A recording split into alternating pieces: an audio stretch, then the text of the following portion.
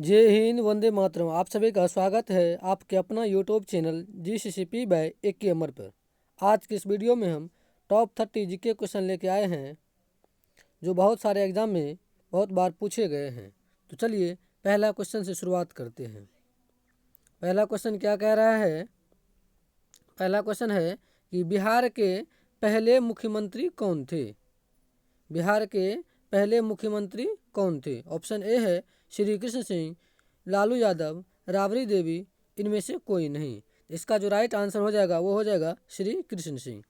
तो चलिए अगले क्वेश्चन की ओर बढ़ते हैं। अगला क्वेश्चन है कि भारत में सबसे अधिक बार शपथ लेने वाले मुख्यमंत्री कौन है? भारत में सबसे अधिक बार शपथ लेने वाले मुख्यमंत्री कौन बने हैं? नीतीश कुमार, श्री कृष्ण सिंह, कर्पूरी ठाकुर और इनमें से कोई नहीं। इसका जो राइट आंसर हो जाएगा वो हो जाएगा नीतीश कुमार, बिहार के मुख्यमंत्री। चलिए अगले क्वेश्चन की ओर बढ़ते हैं। इनमें है अगला क्वेश्चन है कि संसार का प्रथम आवासीय विश्वविद्यालय था? नालंदा विश्वविद्यालय, पटना विश्वविद्यालय, विक्रमशिला विश्वविद्यालय, इनमें से कोई नहीं। तो संसार का जो प्रथम विश्वविद्यालय था जो आवासीय सुविधा उपलब्ध था वो था नालंदा विश्वविद्यालय। ऑप्शन नंबर ए हो जाएगा इसका राइट आंसर। नालंदा विश्वविद्यालय में जो है कई देश के छात्र आकर के यहाँ पढ़ते थे। चलिए अगले क्वेश्चन की ओर बढ़ते हैं। अगला क्वेश्चन क्या कह रहा है? माउंट एवरेस्ट की कितनी ऊंचाई है? माउंट एवरेस्ट की जो ऊंचाई है ऑप्शन ए में है 8,848 मीटर, बी में है 8,884 मीटर, सी है 8,448 मीटर और डी है 8,684 मीटर। तो इसका जो राइट आंसर हो जाएगा 8,848 मीटर। ऑप्शन नंबर ए।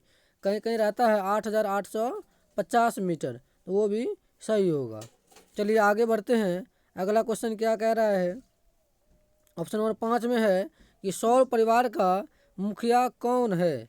सौर परिवार का मुखिया कौन है? पृथ्वी, चंद्रमा, सूर्य, नक्षत्र। तो सौर परिवार का मुखिया होता है सूर्य। ऑप्शन नंबर सी हो जाएगा इसका राइट आंसर। सौर परिवार में पूछेगा कुल कितने ग्रह है, तो कुल 8 ग्रह है। चलिए अगला क्वेश्चन की ओर बढ़ते हैं। अगला है पृथ्वी का स्वर्ग किस राज्य को कहा जाता है? पृथ्वी का स्वर्ग जो है किस राज्य को कहा जाता है? केरल को, उत्तर प्रदेश को, बिहार को, जम्मू कश्मीर को। तब पृथ्वी का स्वर्ग जो है कहा जाता है जम्मू कश्मीर को। ऑप्शन नंबर डी हो जाएगा इसका राइट आंसर। अगले प्रश्न को बढ़ते हैं। अगला प्रश्न है डोंगरा भारत के किस राज्य के निवासी है? यह जो डोंगरा जनजाति है यह भारत के किस राज्य में निवास करती है? ऑप्शन ए है जम्मू कश्मीर, बी में है उत्तर प्रदेश, सी में है मध्य प्रदेश और डी में है बिहार। यह जो क्वेश्चन है बहुत सारे एग्जामों में पूछा गया है, बहुत बार रिपीट हुआ है। इसका जो राइट आंसर हो जाएगा वो हो जाएगा जम्मू कश्मीर में।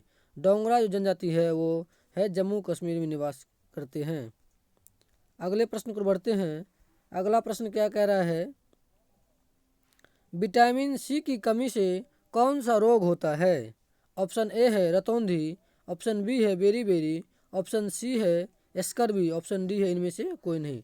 रतौंधी होता है विटामिन ए की कमी से, बेरी होता है विटामिन B1 की कमी से और स्कर्वी होता है विटामिन सी के कमी से। वही पूछ रहा है तो ऑप्शन सी हो जाएगा इसका राइट आंसर कि विटामिन सी की कमी से स्कर्वी नामक रोग होता है। तो चलिए आगे बढ़ते हैं। आगे का प्रश्न क्या कह रहा है कि भारत की सबसे बड़ी नदी कौन सी है? भारत की सबसे बड़ी नदी कौन सी है? ब्रह्मपुत्र, गंगा, सोन, सिंधु। तो जो भारत की सबसे बड़ी नदी की बात होगा तो उसमें हो जाएगा गंगा नदी। ऑप्शन नंबर बी हो जाएगा इसका राइट आंसर। यानी जो भारत में ही बहती है वो गंगा नदी हो जाएगा, जो भारत की सबसे लंबी नदी है। चलिए आगे बढ़ते हैं। अगला प्रश्न है कि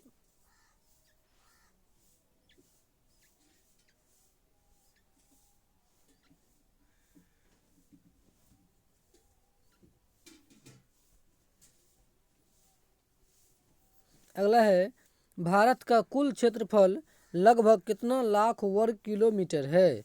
भारत का कुल क्षेत्रफल जो है कितना लाख वर्ग किलोमीटर है? 32 लाख वर्ग किलोमीटर, 33 लाख वर्ग किलोमीटर, 34 लाख वर्ग किलोमीटर और 35 लाख वर्ग किलोमीटर। तो जो भारत का कुल क्षेत्रफल है वो है 33 लाख वर्ग किलोमीटर है। ऑप्शन नंबर बी हो जाएगा इसका राइट आंसर। चलिए अगले प्रश्न को बढ़ते हैं। अगला प्रश्न क्या कह रहा है, पुष्कर का मेला किस राज्य में लगता है। प्रश्न है कि पुष्कर का मेला जो किस राज्य में लगता है, गुजरात में, राजस्थान में, बिहार में, उत्तर प्रदेश में। इसका जो राइट आंसर हो जाएगा, पुष्कर का मेला लगता है राजस्थान में। ऑप्शन नंबर बी हो जाएगा इसका राइट आंसर। अगले प्रश्न को बढ़ते हैं। अगला प्रश्न है कि ताजमहल बनाने में कितना वर्ष का समय लगा था। 12, 22, 18 और 14। ताजमहल बनाने में जो है कुल 22 वर्ष का समय लगा था। चलिए अगले प्रश्न को बढ़ते हैं। अगला प्रश्न क्या कह रहा है कि संसार की सबसे लंबी नदी कौन सी है, यानी कि विश्व की सबसे लंबी नदी कौन सी है। अमेजन नदी, मिसिसिपी नदी, नील नदी, गंगा नदी। तो संसार की सबसे लंबी नदी हो जाएगा तो नील नदी। ऑप्शन नंबर सी हो जाएगा इसका राइट आंसर। चौड़ा नदी यदि पूछे कि संसार की सबसे चौड़ी नदी कौन सी, तो हो जाएगा अमेजन नदी। भारत की सबसे लंबी नदी तो गंगा नदी। चलिए आगे बढ़ते हैं। अगला क्वेश्चन क्या कह रहा है कि संसार में सर्वाधिक सोना किस देश में निकलता है। तो संसार में सर्वाधिक सोना जो निकलता है, ऑप्शन ए है भारत, बी है ऑस्ट्रेलिया, सी कनाडा और डी है दक्षिण अफ्रीका। तो संसार में सर्वाधिक सोना जो है वो दक्षिण अफ्रीका में निकलता है। ऑप्शन नंबर डी हो जाएगा इसका राइट आंसर। अगला क्वेश्चन है, वित्त आयोग के अध्यक्ष की नियुक्ति कौन करता है। राष्ट्रपति, प्रधानमंत्री, मंत्रिमंडल, संसद। तो वित्त आयोग के अध्यक्ष की नियुक्ति करता है राष्ट्रपति।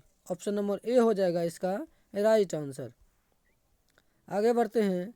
अगला क्वेश्चन है कि रविंद्र संगीत भारत के किस राज्य में सर्वाधिक लोकप्रिय है।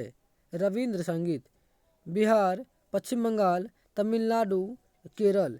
तो रविंद्र संगीत जो है वो पश्चिम बंगाल में सर्वाधिक लोकप्रिय है। ऑप्शन नंबर बी हो जाएगा इसका राइट आंसर। आगे बढ़ते हैं। अगला क्वेश्चन है कि मनसबदारी प्रणाली किसने आरंभ की थी।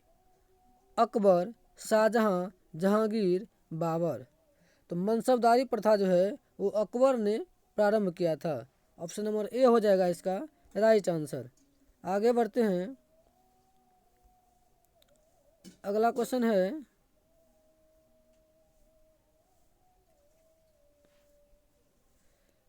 हाल फिलहाल कौन बिहार की पर्वतारोही माउंट एवरेस्ट की चोटी पर विजय प्राप्त की है। प्रश्न है कि हाल फिलहाल में कौन जो है बिहार की पर्वतारोही जो माउंट एवरेस्ट की चोटी पर विजय प्राप्त की है। निरुपमा अग्रवाल, बबीता अग्रवाल, रूपम अग्रवाल। तो इसका जो राइट आंसर हो जाएगा वो हो जाएगा Nirupama Agarwal. Option number A हो जाएगा इसका राइट आंसर। आगे बढ़ते हैं। अगला प्रश्न है, गंगटोक समुद्र से लगभग कितने फीट की ऊंचाई पर स्थित सिक्किम राज्य की राजधानी है। यहाँ तो पहला जो प्रश्न बन रहा है वो क्या कह रहा है कि सिक्किम राज्य की राजधानी कहाँ है, तो गंगटोक। इसी के बारे में पूछ रहा है गंगटोक जो है समुद्र से लगभग कितनी फीट ऊंचाई पर स्थित है।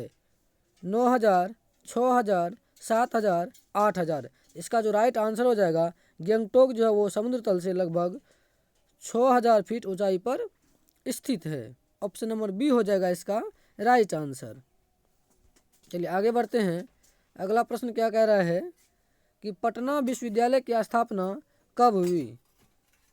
पटना विश्वविद्यालय की स्थापना कब हुई। 1919 ईस्वी, 1915 ईस्वी, 1916 ईस्वी और 1917 ईस्वी। इसका जो राइट आंसर हो जाएगा पटना विश्वविद्यालय का स्थापना 1917 ईस्वी में। आगे बढ़ते हैं। अगला क्वेश्चन क्या कह रहा है, बिहार से लोकसभा के लिए कितने सदस्य चुनकर जाते हैं। बिहार से लोकसभा के लिए 40 सदस्य चुने जाते हैं। ऑप्शन नंबर बी हो जाएगा इसका राइट आंसर। अगला क्वेश्चन है कि बिहार के किस जिले में ककोलत जलप्रपात है। गया, नवादा, सहरसा, मधेपुरा। यह जो ककोलत जलप्रपात जो है यह बिहार के नवादा जिला में है। ऑप्शन नंबर बी हो जाएगा इसका राइट आंसर। चलिए अगला क्वेश्चन की ओर बढ़ते हैं। अगला क्वेश्चन क्या कह रहा है, बिहार में प्रमंडलों की कुल संख्या है 9, 10, 8, 11। तो बिहार में कुल जो है 9 प्रमंडल है। ऑप्शन नंबर ए हो जाएगा इसका राइट आंसर। अगले प्रश्न पर बढ़ते हैं। अगला प्रश्न क्या कह रहा है कि आनंद मठ पुस्तक के लेखक कौन है? रविंद्रनाथ टैगोर, भरतचंद्र उपाध्याय, अगला है बंकिम चंद्र चटर्जी। इसका राइट आंसर हो जाएगा कि Bankim Chandra Chatterjee. Option number C हो जाएगा इसका राइट आंसर। अगला क्वेश्चन है, सारे जहां से अच्छा हिंदुस्तान हमारा किसने लिखा था? मिर्जा गालिब, इकबाल, फिरा गोरखपुरी। इसका जो राइट आंसर हो जाएगा वो हो जाएगा इकबाल। मोहम्मद इकबाल ने लिखा था सारे जहां से अच्छा। ऑप्शन नंबर बी हो जाएगा इसका राइट आंसर। अगले प्रश्न पर बढ़ते हैं। अगला प्रश्न क्या कह रहा है कि नालंदा विश्वविद्यालय के, अगला क्वेश्चन है, नालंदा विश्वविद्यालय के पुस्तकालय क्षेत्र को क्या कहा जाता था? जो नालंदा विश्वविद्यालय था वहाँ के पुस्तकालय जो क्षेत्र था उसको क्या कहा जाता था? ऑप्शन नंबर ए है धर्मगंज, बी है रामगंज, सी है पुस्तकालय, डी है इनमें से कोई नहीं। तो नालंदा विश्वविद्यालय के पुस्तकालय क्षेत्र को धर्मगंज के नाम से जाना जाता था। ऑप्शन नंबर ए हो जाएगा इसका राइट आंसर। अगले प्रश्न पर बढ़ते हैं। अगला प्रश्न क्या कह रहा है, नालंदा विश्वविद्यालय के पुस्तकालय का क्या नाम था? नालंदा विश्वविद्यालय में जो पुस्तकालय था उसका क्या नाम था? रत्नदधि, रत्न रंजक, रत्न सागर, उपयुक्त तीनों। इसका जो राइट आंसर हो जाएगा वो हो जाएगा उपयुक्त तीनों। नालंदा विश्वविद्यालय के पुस्तकालय का नाम था रत्नदधि, रत्न रंजक और रत्न सागर।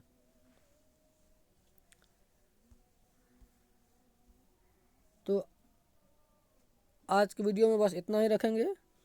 आज का वीडियो आप लोगों को कैसा लगा कमेंट करके ज़रूर बताइएगा। थैंक यू, धन्यवाद।